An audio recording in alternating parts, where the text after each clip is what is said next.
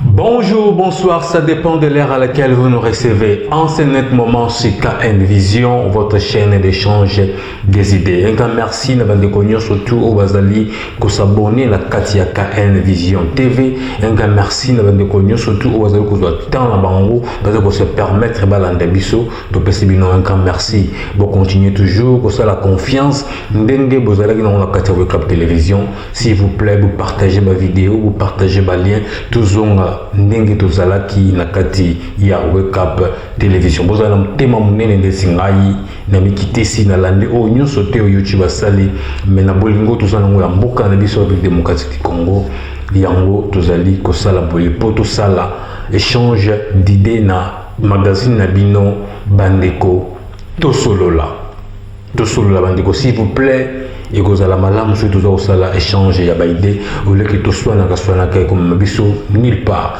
Le autre allé jeudi le 6 août 2020 de formation tu ya kanango ma solo tu ya kanango biso na bino to naka après jour moko botoye bako solo la makamboni zo le kanakata mboka na biso et surtout biso toza libanda ba penser na biso to na biso tout ezala na kati ya mboka na biso to yiba nini oyo ezali koleka kuna. Boyebi nomination au été que Salema le 4 il y a juge mardi le 4 la République démocratique du Congo où le pestaki ba nungu ba jeune ba pardon ba Jéjimi ba le ba boko se présenter ba porter sermenté de tout qui moi ba ravi à batou et ba ndeko na biso ba pesa au lieu que tout vendre Dakar bon to je ba te le connait ba to ba boeli mais ce que tu qui ba vie à bande comme sous que to boyeba kozala la moyen de qu'est-ce qui ne va pas. Togoye bakoyoka baudi abande ko vitogoye basusu ko lobela lelo makambuni ezali koleka na morgue centrale ya Kinshasa nini o ezali koleka kuna batu mingi batiaka ngo kati na mambo etali société mais biso na KN Vision to bando salango de même na kati ya Wake Up Télévision to yeba ndenge ni togo solo laka makambo oyo wana COVID-19 coronavirus depuis Ebandal et côté na Congo premier cas le 10 mars 2020, il est le 2 comme le 6 août 2020, tu commis presque 9253 cas confirmés. Il y a une vision depuis le 10 mars 2020, il est le 6 août 2020, tu commis 9253 cas. Et puis avec 1217 au Batoubaza en soins, 7821 guéris et puis 15 morts, 215 morts depuis le 10 mars 2020. Allez, coronavirus depuis le 22 juillet, où le chef de l'État a levé l'état d'urgence sanitaire dans la République démocratique du Congo. Tozalaki na le 22 wana, tozalaki na 8801 cas. Alors, si vous comparez jour balongola qui levé il y a jour basala qui levé il y a état d'urgence sanitaire dans la République démocratique du Congo na les 6 ça fait presque 2 semaines. Ça fait presque 2 semaines. Habité ce qui naza wrong de balba. Ça fait presque 2 semaines. Na 2 semaines wana oyo baka oyo tiko bakisa mana likolo ba selon calcul na la sala qui c'est comme si etoko bakisi ndeti 452 cas. N'est-ce pas, il y a 2 semaines. Et on a lobby qui est non, tous en a 9253 cas l'élo. Qu'on a levé, il y a état d'urgence, le 22 juillet, ça fait 2 semaines presque. Donc, tout ça, l'indéti, qui s'est mis 452 cas. Mort, on a levé. Il y a état d'urgence sanitaire, il y a 204. Les lots, comme il y a 215 Donc cas il y a mortalité ils ont un peu moqué et puis cas il y a les bateaux comment infecté ils ont moins et surtout ça dans 2 semaines donc sur 2 semaines de commander dans 900 sur 2 semaines plus 452 fois 2 au moment dans 1 mois et vous allez à peu près 900 donc il faut donc se protéger biso batuzana les bandes na bande connu sur la République démocratique du Congo to y bandenge ni to mi battre la pour tel dans l'espace il y a 1 mois sur to comme que déjà 1000 cas et que ça vraiment mabe mingi na batu oyo to senga pe na équipe ya riposte ba ye ba koye beaucoup pesa biso ba zo traiter batu wana to zo mona te à guérison ils a les colons makase ni besoin traiter ba on a produit comme ça batu ba ye baka ba o ba ja nan contaminé te ba ye ba ko sala nini se protéger pour la coronavirus. Vous voyez avec ma parenthèse qui n'a pas pour la ndenge makambongo ezali kokindele. Alors on a cité Otoloba qui est nommé à la Cour de cassation les juges Noëlla Kilombo et Jean Oboul Bongo disent non à monsieur le président Félix Antoine Tshisekedi Chilombo. Pour la bango va choisir d'exercer l'ancienne fonction na bango na cour constitutionnelle. Pourquoi balingo ça la bango? Pourquoi balingo choisir ango? Toyeba koyoka ba audio ya batu mususu pourquoi bandeko wana ba boy et puis toyeba pourquoi oyo bango ba lingi alors il est moins un peu compliqué pour chef de l'état magistrat suprême a été déjà nommé. Cela veut dire que comme la place vous allez la cour constitutionnelle et c'est possible d'être bolongwa qui si ko ce qui vient boyi au kende est-ce que ekozala teke bato ba remplacer bino boko benga la bango ou bien ekozala ndenge nene. Donc on réaction na makambo to uti kolobela siko ya ba juge wana ya ndeko moko na Uganda to yoka ino ndenga lobaki. Bonsoir ngai eza Richard ndeko na ngai na sepeli vraiment merci na ndenge tozongeli Wake TV et sorry KN TV merci réaction na ngai eza pona ba juge wana ba 2 juge wana na koloba boye. Il faut président de la République a vraiment décision parce que selon la Constitution et le BIC, le président de la République a garant de la nation et a en charge il y a l'institution de la République. Voilà. Donc, à tout mon côté. À qui contester décision du président, c'est ce qui est basé dans la Cour constitutionnelle. Yeah. Donc, il faut regarder parce que derrière ça, il y a FCC, pour batala. Ce qui réaction donc le président doit agir pour montrer un exemple. Juge Joana Mibale. Ils ne sont pas au-dessus de la loi. Donc ça ne veut pas dire que parce que ça n'a juge la Cour constitutionnelle il n'y a rien qui ne peut pas. Il n'y a rien qui ne peut pas te toucher, comme une immunité. Non, ce n'est pas possible.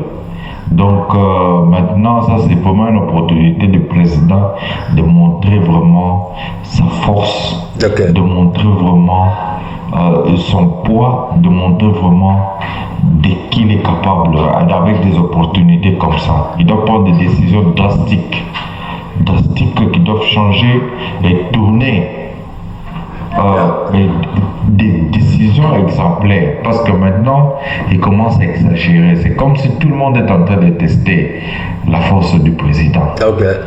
Mais ce que je suis content est que on va montrer qu'on pouvait désarmer Kingakati et c'est déjà un exemple. Et comme il continue encore à faire le jeu, ces 2 juges là doivent maintenant subir l'exemple parce que la Constitution le permet. Croyez-vous que Mboka na biso ekozala kaka et que évoluer na ndenge biso tozala ngo besoin na ba biloko ya boye Croyez-vous que mboka na biso ko koma na niveau oyo social ezala malamu na babiloko ya boye? Pourquoi pas bato mususu bayeba kokanisela oyo mboka ndenge ezaleli ke koya bato mususu baza kolinga te mboka to évoluer? Pourquoi pas mboka na biso ekokoma na temps moko vraiment ke mutu nyonso tu abosani na ye makambo ya politique tokomi kovisionner makambo mususu? Mais tant que biso nyonso tu bapense na biso ekozalaka focaliser na politique ekozala vraiment très difficile pour que mboka na biso eyeba koévoluer. Tomeka koyoka nanu ndeko mususu na États-Unis d'Amérique toka réaction na ye ndenge alobi concernant ba juge oyo. Bonjour Kelly, bonjour LK Télévision. Tout d'abord, merci pour nous donner l'opportunité de parler sur notre pays, notre cher Congo. Merci. Ce qui se passe au Congo est inacceptable. Nous avons de très très mauvais souvenirs du moboutisme. Ok. Et comme vous savez, Chilombo, notre actuel président, a grandi dans les groupes de Mbiza. Son père faisait partie des moboutistes, du groupe de Mbiza. Ok. Alors il a tendance à nous conduire dans la dictature. Ces éminences grises lui donnent de très très mauvais conseils. En bref, l'IDPS est en train de faire un déblayage. Ils veulent faire un déblayage pour rester très très longtemps au pouvoir. Ils veulent caporaliser le pouvoir. Les juges ont dit dans la politique au CD qu'ils n'ont pas été préalablement consultés et qu'ils ont un mandat un mandat de 9 ans et ils attendent à ce que leur mandat s'expire. Et ils ont tout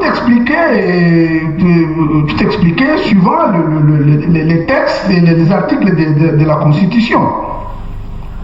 Oui.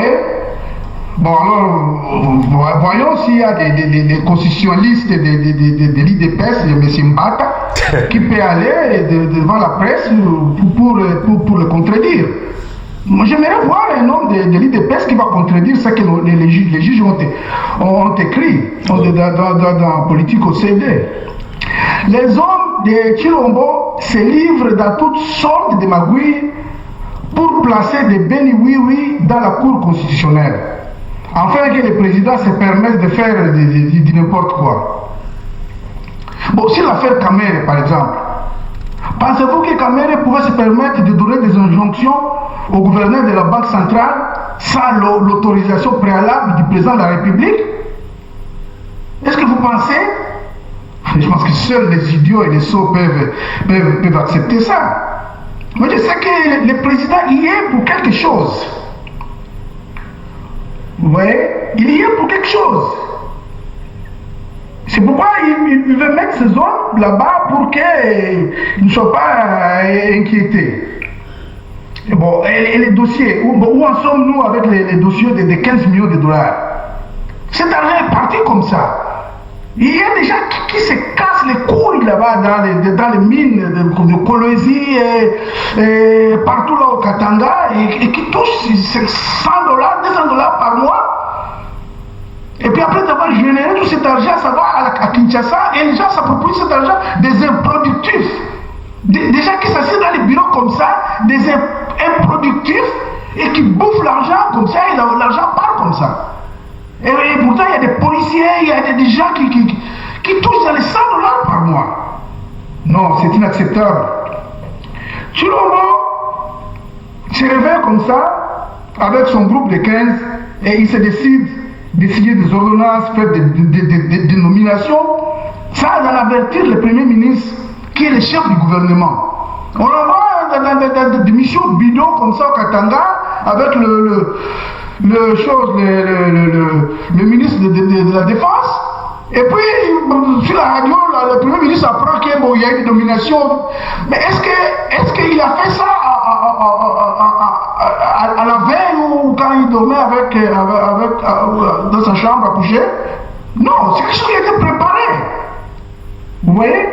Bon, alors, il ne peut pas continuer à dribbler les gens comme ça. C'est généralement très dangereux pour la République. Et je pense qu'il est même très nocif, plus nocif que son père. Voilà, bande de une vision, biso a de travail à bongo.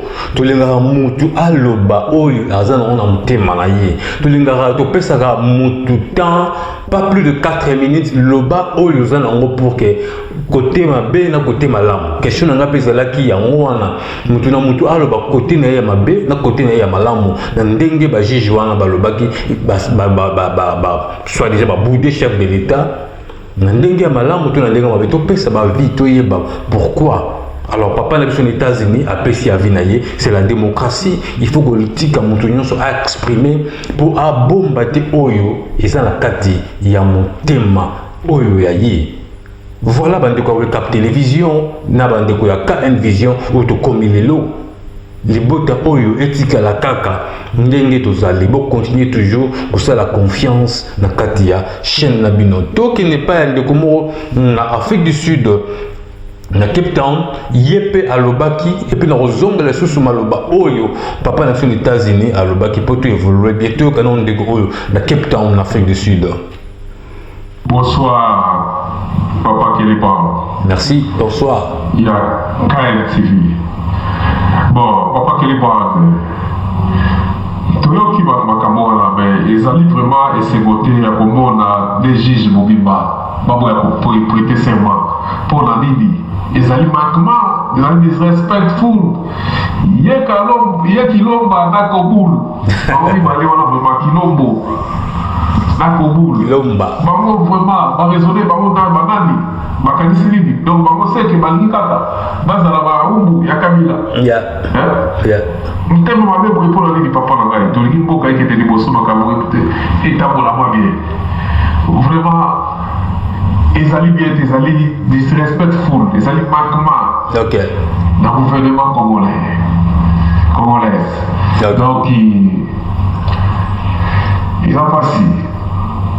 Je suis désolé de la bien ici, quand ils allaient Kilombo, Nakoboul.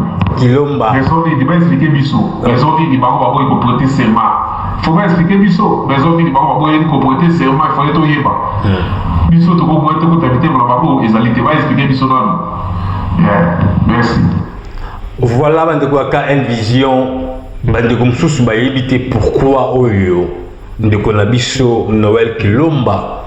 Na Jean au boulot. Bon, j'ai joué à Mibale, bazala qui n'a cour constitutionnel, mais les bazala la cour de cassation, bango balingi va continuer ti mandat na bango aussi là, la cour constitutionnelle, ndé ba ko permettre bango selon ndenge makambango ezali selon ba loi.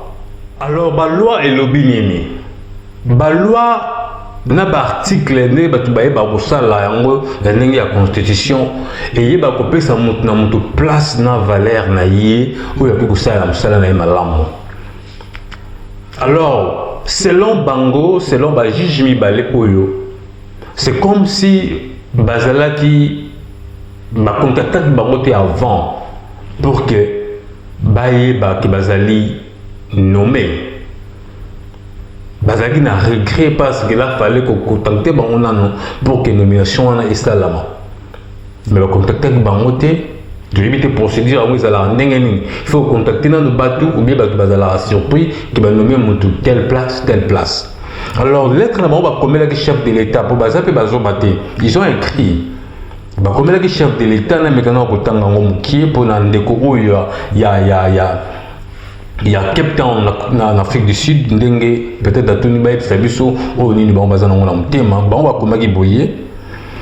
Excellence, Monsieur le Président de la République, c'est par la voie des ondes et sans consultation préalable que nous avons appris le 17 juillet 2020 nos nominations à qualité de président à la Cour de cassation par ordonnance numéro 20/108 et 108 du 17 juillet 2020, lesquels ont été suivis de nos remplacements immédiats, alors que c'est depuis juillet 2014 pour le juge Kilomba et avril 2018 pour le juge Olumbo. que par nos lettres respectives, dont copie vous était réservée en leur temps, nous avions levé l'option de ne plus travailler à la Cour suprême de justice jusqu'à l'expiration de nos mandats de 9 ans à la Cour constitutionnelle, et c'est conformément à la Constitution, à son article 158 alinéa 3, ainsi qu'à la loi organique numéro 13/026 du 15 octobre 2013 portant organisation et fonctionnement de la Cour constitutionnelle, à ses articles 6 et 34. Lit-on dans leur correspondance. Voilà un découvert à Cape Town, lettre juge Omibale, bakomelaki chef de l'État. Nasi na tangiango bien ndenge et le bon mami. Alors, quand tu as la deuxième lettre, na texte de Oban, comment c'est un message donc bazala qui informé. Alors, ceux qui ont le lobby qui bazala qui informé, c'est bazako condamner chef de l'État. Bazako condamner chef de l'État. Il ne faut pas tous voir que surtout dans le sentiment, mais il faut quelque part, peut-être là, Makamboyo, c'est un kendele. Ceux qui chef d'État ont raison, selon l'article, selon la loi, c'est tant mieux. Ceux qui ont tort, ont raison, tant mieux. Donc évoluer dans le baki que tu as comme la loi, l'article, tant que social, tu vas souffrir. Mais politique, l'article, la loi, le référendum, ça fait très mal. Tout le bablo comme ça, mikié, et si la colombe pour qu'un beau cannabiso et va évoluer. Alors, tant qu'on va continuer à lobby que, au nom de nos familles biologiques et le nôtre propre, nous vous présentons nos très sincères remerciements du fait que votre Excellence a pensé à nos modestes personnes. Permettez-nous néanmoins d'informer votre très haute autorité que, conformément à la Constitution, en son article 158 alinéa 3 et la loi organique numéro 13/26 du 15 octobre 2013 portant organisation et fonctionnement de la Constitution, de la Cour constitutionnelle, en son article 6, nos mandats respectifs sont de 9 ans pour chacun et sont encore en cours.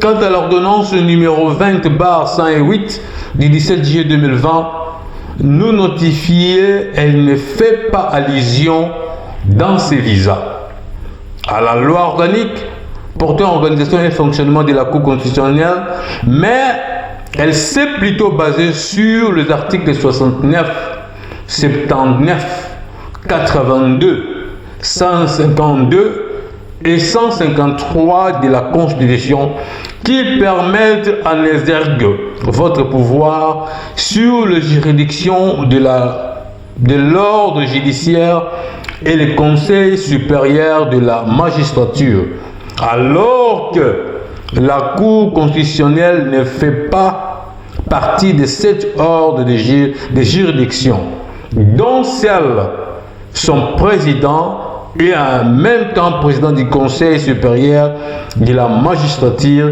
et non le membre de la Cour, souligne-t-il. Voilà, il y a une vision, il y a Captain Lobaki, de d'autres côtés, il y a ba loi, na ba article, ndenge bandeko na biso ba juge mibali ba ote koloba. Soki ba ba lobby boye, place na vraiment la lobby na souligner malamu. C'est comme si chef de l'État respectait. Tu voyez ba te que non ceux qui a magistrat suprême, il faut pas aller na makambo oyo to yala na makambo nini. On ne sait pas. Voilà, il y a une vision, et c'est un coup de sous na échange, il y a des idées où solo la rabiso na bino. Alors quand on a le makambo il y a morgue centrale de Kinshasa, bazo ko annoncer que ba kende ko enterrer ba corps où ils ont été abandonnés. Pour cette deuxième vague, bazo salango. Première vague qui est dans le mois de mars, qui est enterré dans Boutou, plus de 100 personnes, plus de 100 corps. Et dans la morgue, comme dit presque vraiment mabé. Vraiment mabé. Donc, il y a corps qui est enterré na côté de Maloukouna, mais c'est là qu'on a Boutou pour qu'il ait dérangé public, population. Mais quand moi, la deuxième fois, deuxième vague, pendant la journée, en Ayebi, le service de sécurité, nous surtout Bayebi. Mais est-ce que, tant que nous avons est-ce que vous dérangez la population sur le plan sanitaire? Et ça va quelque chose de toujours tout non. Si vous avez la réponse, il y a une vision.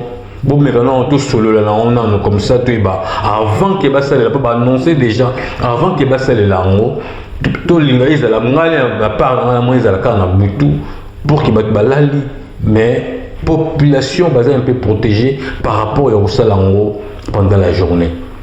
Voilà, il y a une vision, et c'est dans le baki.